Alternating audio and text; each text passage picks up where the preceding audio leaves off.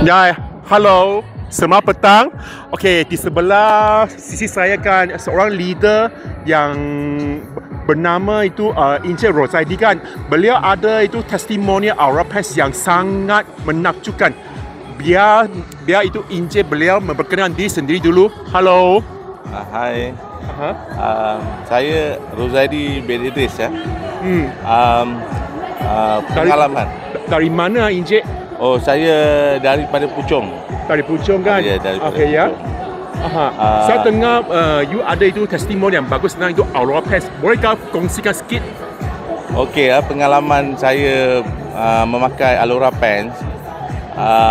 Mulanya saya agak skeptikal, kita percaya atau tidak untuk pakai. Tetapi isteri saya memang bagi nasihat untuk mulakan pakai Aura Pants. Disebabkan saya ni mempunyai masalah lutut ya.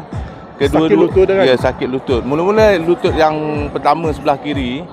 Kemudian bila kita gunakan sebelah kiri sakit, sebelah kanan kita guna lama-lama dua-dua dah tak boleh dah. Dah memang sakit. Jadi memang saya disyorkan membuat operation lah setelah saya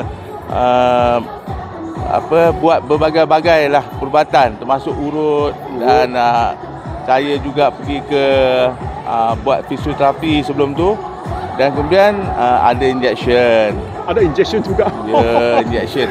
Akan mahal juga injection? Ya, injection. Jadi injection tu ialah memang saya faham itu hanyalah sementara waktu dan kadang-kadang bergantung juga kepada pesakit lah, pasien. Jadi kita sebagai orang biasa dah cuba berbagai-bagai perubatan untuk menyembuh sakit lutut dengan usia saya yang memang dah 58 tahun. Jadi isteri saya syorkan saya untuk gunakan Aura Pants. Itu jalan yang terakhir lah saya rasa yang terbaik lah. Selain daripada urut, fisio dan sebagainya. Jadi mula-mula memang Aura Pants tu dia memberikan sedikit impak lah. Bila kita sakit dia ada kesan macam healing crisis sebenarnya macam tu. Bukan disebabkan Aura Pants tu tak bagus, tapi dia ada healing crisis. Kita akan rasa sakit-sakit di bahagian especially pada bahagian yang utama lah, sakit lutut kita atau bahagian-bahagian yang lain yang related pada sakit tersebut. Namun demikian saya mula-mula saya kadang-kadang pakailah dalam masa seminggu, 2 minggu kemudian isteri saya kata teruskan. Jadi saya pun terus menggunakan Aura Pants. Kita pakai setiap masa, tak kira pagi, petang, siang, malam. Sebab Aura Pants ni kita boleh guna tahan lama dan tak perlu dicuci ya. Mungkin 2 minggu ataupun 1 bulan pun dia masih lagi tidak berbau dan sebagainya. Wow. Jadi sangat-sangat baik produk untuk BE International kepada semua pesakit. Jadi memang aliran darah, memberi aliran darah yang baik untuk diri saya. Lepas tu ada fiber kondisi tu yang saya rasa memang memberikan impak pada saluran darah dan memang terbaik. Selama ni saya bila pakai saya boleh pergi berjalan, saya boleh pergi buat aktiviti yang saya suka. Saya suka mengembara, melancong, naik motor. Jadi saya rasa sungguh berterima kasih kepada BE International founder, especially mentor dan isteri saya. So bermaksudkah sekarang hari ini kan Encik tak perlu buat itu operation lagi lah? Tak perlu lagi. Okey, bolehkah saya tahu kan dari masa itu mula itu pakai itu Aura Pants, berapa lama baru betul-betul nampak itu kesan langsung tiada sakit?